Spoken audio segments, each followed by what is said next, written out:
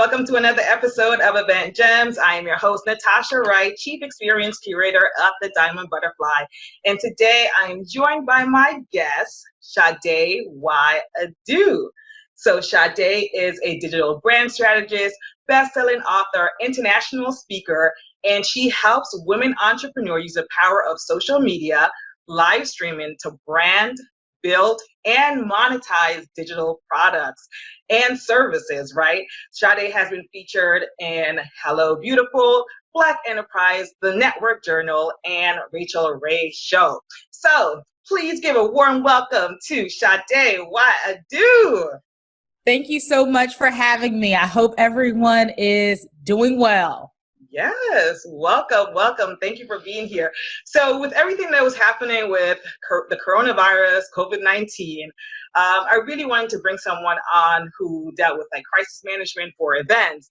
And I was scrolling through Facebook one day and you were talking about, why entrepreneurs and small business owners need to start utilizing virtual events now.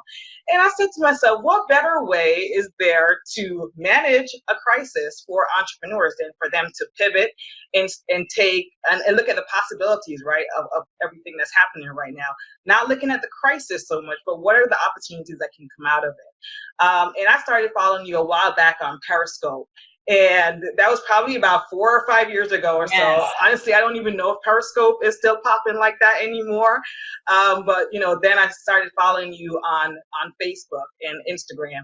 And one of the things that I noticed about you is that you've always talked about the power of live streaming and how business owners need to build their brands online, right? And so with that being said, with everything that's happening, we see concerts popping up online. We see D-Nice, DJing for the people and for the world. Erykah Badu had a concert. Anthony Hamilton had a concert. What are some of the shifts that we can expect in different industries? As someone who's an expert in building businesses online and live streaming, what are some of the shifts that we're going to see as a result of COVID-19 and as a result of us being quarantined, quite frankly? So we're already seeing that shift. Yeah, it's happening quickly. Over what we thought would happen over the course of years is happening instantaneously, right? Because of this situation, COVID-19, novel coronavirus, right? But like you said, I try to look at it as a opportunity. An opportunity for solution makers, difference makers to put their thinking caps on and figure out how can we still be successful. So I am not a medical doctor. I'm not an engineer or scientist. So there's not much that I can do on that end. But I am a thinker and I am an entrepreneur. So there's things that I can do and contribute to making this world a better place on my end. So that's how I look at it. The first thing we noticed that a lot of people were nervous and scared. There was high anxiety and fear. Yeah. We can't function in fear and anxiety. So the first thing that, as a speaker, as somebody who wants to inspire and empower people, was to let them take control back of their lives. That it looks like the sky is falling, and it actually may be. Right. But you are prepared with the tools, the skill set, and the mindset to be successful. We've survived 9/11. The 2008 recession. And if you're older, you've survived way more these things. And we're going to survive and we're going to thrive and we're going to learn and we're going to evolve. It's just happening faster than we anticipated. Right. Who knew 2 months ago that we would be here today? And we have no idea where we will be 2 months from now. So the best thing that we can do is to continue to move forward, position ourselves, and pivot in a way. So we're talking about industries. We're seeing a major shift to digital learning. Absolutely. Online courses, schools have been impacted. Students still need to be able to get access to education, and many of them are doing it online, but it presented new problems. Some students didn't have access to computers or to internet and Wi-Fi at home to do their homework, so that presented a new problem. And then we saw school districts stepping up, providing, some of them who had the money, providing Chromebooks. There was a bus that had Wi-Fi on it that would come and provide lunches for children below the poverty line. So as new problems presented itself, we saw new people creating new solutions. We see that there's a mass shortage of, I got some here, it's the last one I got, of wipes. Yes, absolutely. It's like gold, right? Sanitizer. I mean, this stuff is like the black market. This is like exactly. You got it. You got it. I mean, we're seeing that, but we're also seeing companies like Bacardi shifting to creating hand sanitizer. An alcohol company is making sanitizer. Oh, wow. I didn't know that. The high fashion designers shifting to make masks. They have the team, they have the production, they have the factories, and they're shifting and pivoting. So as we are seeing a worldwide crisis, I've talked to people in Saudi Arabia who have been stuck there. I've talked to people in the Philippines. I'm talking to people from around the world. I have friends in Taiwan. How are you doing there? Literally, this is not just something that hit one place. It hit all of us at the same time. So it's going to require all of us to come together and be a little bit wiser. Going back to entrepreneurs, especially if you run your business from home, you've already had an advantage. Now it's just time for you to take it on super drive. Yeah. Take it to the next level. Now we have a captive audience. Like, you have no excuse. If you have internet, a computer, and a phone, you can have a business, because now you have a platform and people are watching. You talked about D Nice. D Nice, I said he's going to be booked and busy. And before yes, absolutely. Something popped up that he's going to be DJing at Essence Fest. Oh, nice. Yes, yes. So hopefully this is all done. And I knew, he's doing what he always has done, doing live streaming. Now you're going to see more DJs doing this. DJs have already embraced live video, and you're going to see more people doing that and taking full advantage of it. We're coming close together. We got no other choice. If we want to survive, it's going to require all of us to take part and be responsible in this new era. This is a new world. Yeah. It's not going to be the same after this. Any person who's alive right now is going to be like, I remember. Exactly. I remember what I was doing. We're going to be telling stories to our grandkids. This pandemic came and we had to stay home for who knows how. They're going to be like, what? Yeah. Yeah. So this is a new world, and it's going to require. This morning, I was teaching somebody how to use Zoom. Last week, I was there's an event space, and we are providing some opportunities for a small group of people to go into the space and record live. Nice. So they can still record out their events from a event space and just have no one else in the audience. And that's good. So we were testing that out. We are talking about how can we support other industries that have been heavily impacted, like the beauty industry. How can we pivot in real estate? How can we pivot in sports? So I'm talking to different people about different things, and they're bringing up new ideas and solve problems. That's one of the great things about us. We have the power of critical thinking. Exactly. Eventually, we're going to figure this out. We haven't figured it out right now, and it is stressful while we haven't figured it out. But because the stress level is so high and so much is depending on us being successful, it's going to force us to create solutions faster. People who were not in position, they are scrambling trying to figure this thing out. But luckily, there's still an opportunity. There's a lesson that we're going to learn from this, and there's going to be even better that comes out of it. And once we're able to get off of quarantine, the parties, you're like, let's go. It's going to be an entirely different situation. And one thing I also want to know, I know I keep going, but they're also in politics, things that we thought would not be possible. What's happening? We're getting closer to socialism every day. Yeah. We're getting checks, universal health care, things that were taught to be this horrible thing. All of a sudden, things are happening faster. Red tape is just being cut. Things are being implemented in rapid speed because we need this in order for people to survive. So I feel like we're definitely going to learn some things from this. Life is going to be different. I think people are also going to be more hygienic. I think that's all they need to be. I hope so. We actually are becoming a more compassionate world. We see TJ Maxx is closed down. They donated all their food. We saw that the medical show used real equipment, and they are donating that equipment to hospitals where those shows film, like Grey's Anatomy and The Resident.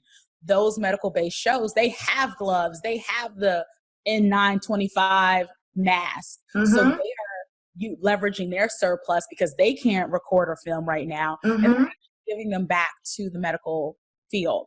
So there's a lot of compassion happening. There's a lot of good things happening. We still have a ton of problems, but there are people who are doing some powerful things and really getting more people to think about how can we, if this is our new normal, how do we thrive in this new society? Right. I think that's awesome, and I feel like you touched on so many different industries, and it's fantastic. And one of the biggest takeaways I heard you say is, or I heard from what you said, is you have to. Every industry basically has to pivot right now. Every industry has to think about, well, what is next? What is new, right? So you also have to be innovative. And so, with myself as an event manager and event planner, one of the things that I saw from the projects that I was working on is cancellation after cancellation, postponement after postponement for events, right?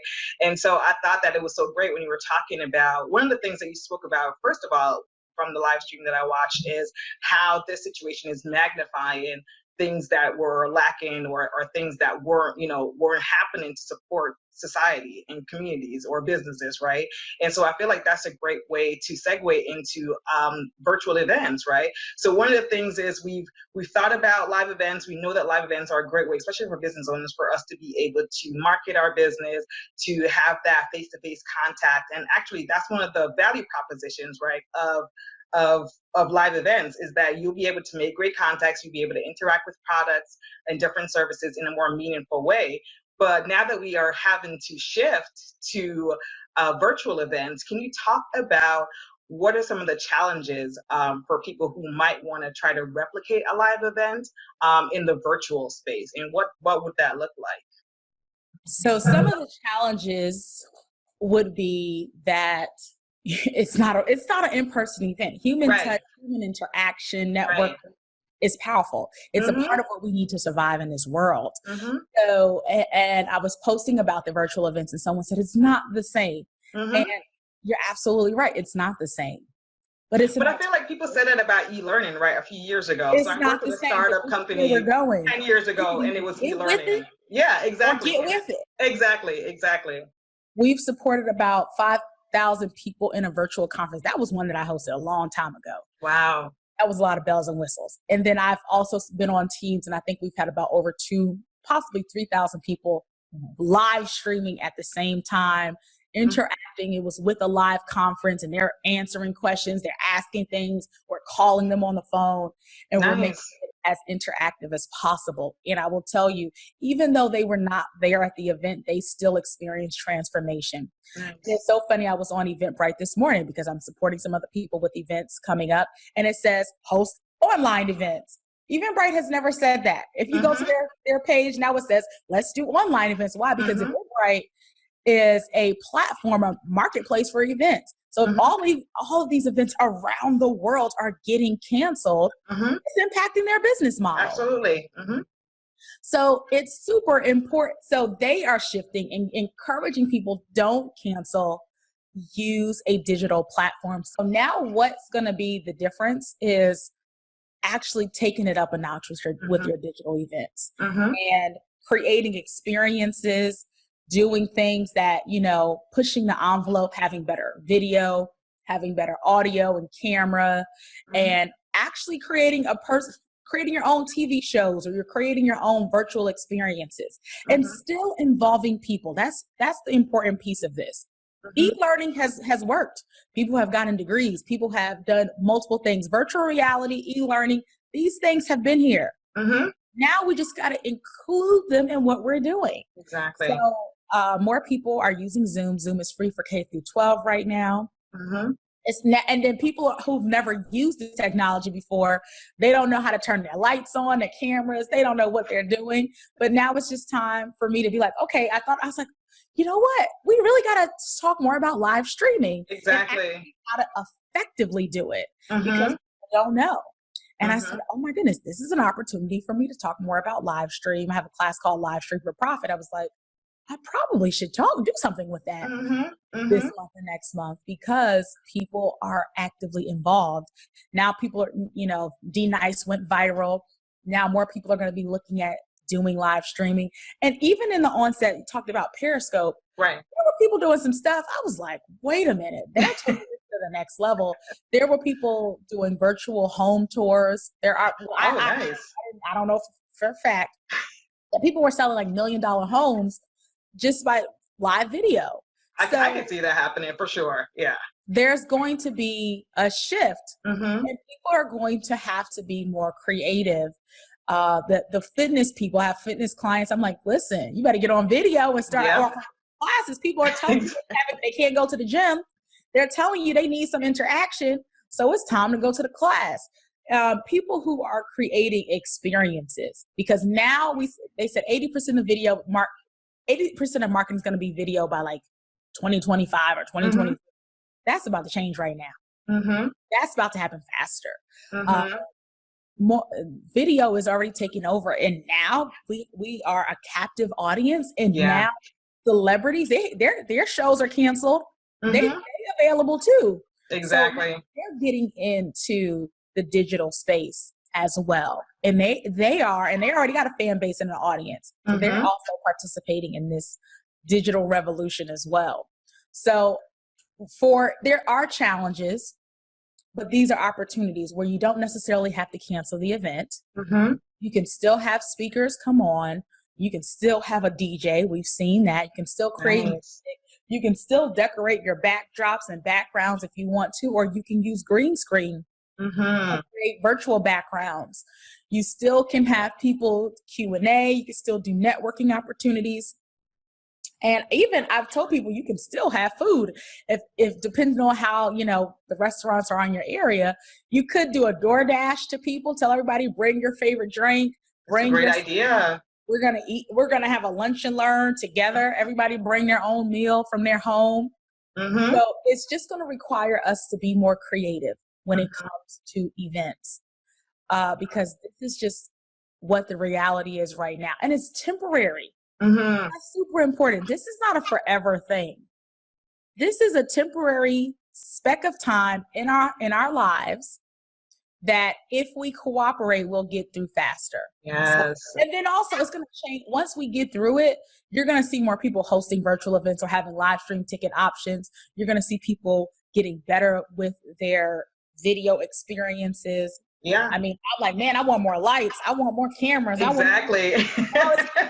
I need to use more, what is this? I got all these gadgets. I need to start using them more. Yeah, because it adds to the experience for people, right? Like, absolutely. If you have good lighting, if you have a nice setup, like it adds to the overall experience that you were talking about for people. And you want to be able to like pull them in some way in a way that you're not able to do that typically not able to do that online. You got to start thinking about like, well, how can I really surround people in this experience? And I love what you talked about with, DoorDash and people eating from home. I feel like that's a way for everyone to feel related to other people in a way. And so once you feel that relatedness, then it kind of like opens you up for whatever transformational shift is going to happen, but also for you to feel more connected to them and figure out a way for you to network as well too, right? So, so how are people able to network? You talked about networking. So I want to know, like, how are people able to network in these virtual conferences or virtual summits?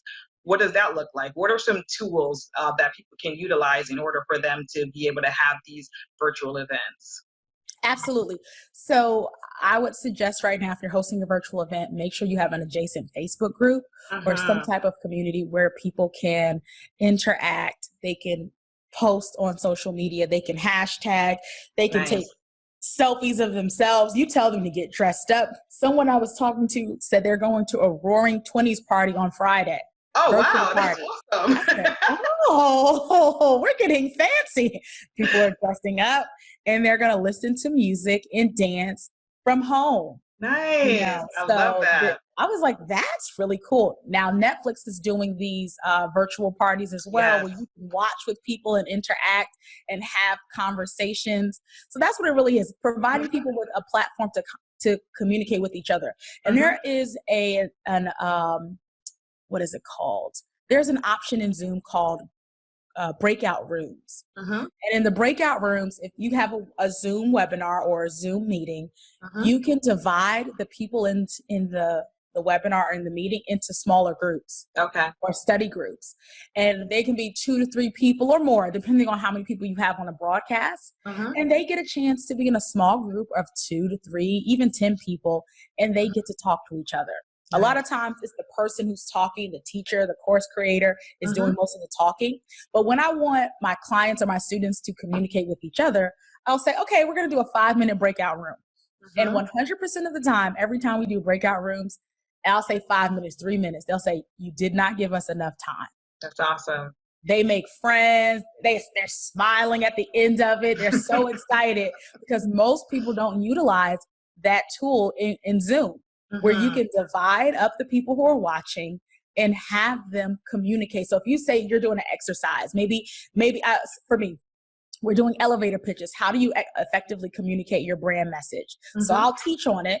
I'll talk about it. I'll give some examples. And then I'll say, okay, well, here's your worksheet. Here is your opportunity to learn I want you to practice it, put it in and implement it. So I'll break them up into 3 or 4 people, and then each person can practice their elevator pitch in a smaller group. For the people who are nervous of talking in larger groups, even on Zoom, even in like digital media, giving them an opportunity to talk to just one other person or 2 other people opens them up. It breaks the ice. And by the time the class is over, they feel excitement and fulfillment. Because a lot of times, if you have a larger class, even in real life, there are kids that may feel like, or students that feel like they're not getting the attention that they want. So those breakout rooms offer an opportunity for networking. They offer an opportunity for small group activity and small group work. And they give people who may not usually speak up, they make them feel more comfortable to chat. And usually, I mean, I haven't heard anything negative about these groups. Maybe somebody is a little silly or crazy, but other than that, most people love that opportunity. And I tell them, see that we've done this, do it too, because most people don't even know that option is available. Exactly. And especially for the introverts, that, extends to the virtual world as well. It's like, okay, well, where can I go? Where can I find, like smaller groups or smaller conversations that are happening? Because I don't want to like stick out in this larger group too, right? So it's also being able to cater to different people's learning styles. And I love that you brought that up, because a lot of people don't know about that. I didn't know about that, right? I'm a new user to Zoom, and for the most part, I use it for the podcast. Outside of that, some of the meetings that I've been doing lately have been on Zoom, but I don't know about all the facets or technology that the platform has to offer. So that means that I need to go brush up on that myself. And I hope that you guys are hearing everything that she's saying about what tools you can utilize. Is there any other tool that you can talk about that someone might need in order for them to host a virtual event? In terms of the registration process, I know you mentioned that. Got it. So I would still do the same registration process that you already have in place for a regular event. Okay. A landing page where you're able to collect their name and their email address. You can still use Eventbrite. Whatever you were already using, or you can use Zoom registration for webinars. Whatever you were already using for an in-person event, you still want to do that because you can collect payment. So when you're collecting the payment, you usually have their contact information to remind them, to give them their ticket, to give them information about where the event is, what the dress code is, when they need to be there, and what the agenda is. You can do absolutely all of those things. And for some virtual events, you can actually take lunch breaks. You can have breaks in between. And then you say, okay, we're gonna work for an hour. And I've had that too, working like virtual working hours. We work for 45 minutes. We take a 15-minute break. We work and then we keep coming back. So there are different ways to do it. But what other tools would I say? I like Be Live. Some people like StreamYard. If you want to get really fancy, some people use like a Wirecast. There are different platforms that you can use. But if you're just starting out, Zoom is the best option. Works perfectly. Just make sure you have a quiet background. Make sure you have good video and great audio. Those are the basics. And like I would say a non-distracting background. So that it doesn't have to be this is just like a backdrop. You can do a lifestyle background, whatever, works for you, but make sure that it's, you want it to look appealing, especially if people are recording it. You don't want, dirty walls and grime to be seen. Even if it's there, you want it, you want a certain aesthetic because it is a reflection of your brand. And if you're hosting an event and you're charging people, you do want to have some kind of like aesthetic to your background. Absolutely. Office, but you definitely want to stage that. I think that's important. And then, so for people who this is their first time ever even considering hosting a virtual event, right? Do you recommend that they charge for the event, they offer it as a free option, and then possibly, like, because I've seen that with some virtual events, is that it's a free event, but then you can get the all access pass for $97 or something like that. For someone who hasn't done a virtual event before, would you recommend them charge right away, or do you recommend that they do it free and then possibly repurpose the content and monetize that later on? So it totally depends on what their goal is. If your goal is for lead generation and you just want to get more people on your email list, then the easiest way is to offer something free. And then you can make a sell on the back end. You can do an all access pass. I've definitely done that too. We do, usually it's the virtual summit or interview series where you have a ton of people, and then at the end of it, or in between it, they can purchase the all access pass for a number of prices. The other option is if you already have an event on over the next, I would say 2 months, and people have already paid for it, right? Don't change the price. Right. Still charge them. I was looking at it was an event that's supposed to be in person. I think they had like 1,000 people that were attending. It's nice. The virtual ticket is the same price as the really? Because a lot of strategies I've been seeing happening is that the virtual event is, cheaper, or maybe half the price of whatever the live event. That's an option too. It all depends on what the perception of value, right, and the goal of the event producer. If they want more leads, it's cheaper to get them in for free. If you already got an event and you don't feel like refunding people, or you just want to if you still say you're going to create that valuable experience virtually, then guess what? You're going to keep it as such. And be okay with that. So and they said they would get access to all of the trainings. They just added more value. Okay. I've seen some people that said, oh, if you stick with this event, we're going to do a virtual version of it, but we will eventually do the live event. And because you stuck around, you didn't ask for a refund, we're going to upgrade your ticket. So some people are promising that if you stay around, you're going to make the experience even better. Awesome. What we originally imagined. And it's going to mean so much more when we're able to get off of quarantine. So and we are looking forward to that. Woo! Amen. Great. Quarantine. That's gonna be a day. That's gonna be. Listen, somebody needs to do some party, whether it be virtual or live, because people are gonna be looking for something like that afterwards. It's gonna be a party. I don't know where it's gonna be, but it's gonna be a good one. Exactly. To go crazy. It's gonna be. I think it's going to be insane, but I'm looking forward to the day. I don't know when it's going to happen, but I'm looking forward to it. So it's just about, it's really about what your goals are. The overhead is much cheaper to do a virtual event than to do it in person. You got to pay for a venue. Food has gone down. The main thing is you got to make sure you have a computer and, good Wi-Fi. So your cost has gone down. But if you're somebody who's been doing this and you got a studio and you're doing, good to go. Dramatics, you may want to charge a little bit more. And it's also about the person's perceived value. Do you want people who are it depends on what your goals are. Do you want people who are ready to invest a ticket price now? Or do you want people who are going to just be free and maybe not be interested in what you're offering? It really depends on the person's objectives. So for me, we do charge for a live stream ticket. It's going to probably be the same price. If you want to come in person, regular admission, and you want to do live, it's going to be the same price at this point. I'm not going to change it. Okay. But then the price is going to increase if you want to do, so that you get an option. It's flexible. If you cannot come in person, you will still have an option to do the live stream ticket. So it depends what your goals are, how many people you want to attend the event, and the perception of value. If people see value there, they'll pay for it. Oh yeah, absolutely. And that's with any event, whether it be live or virtual.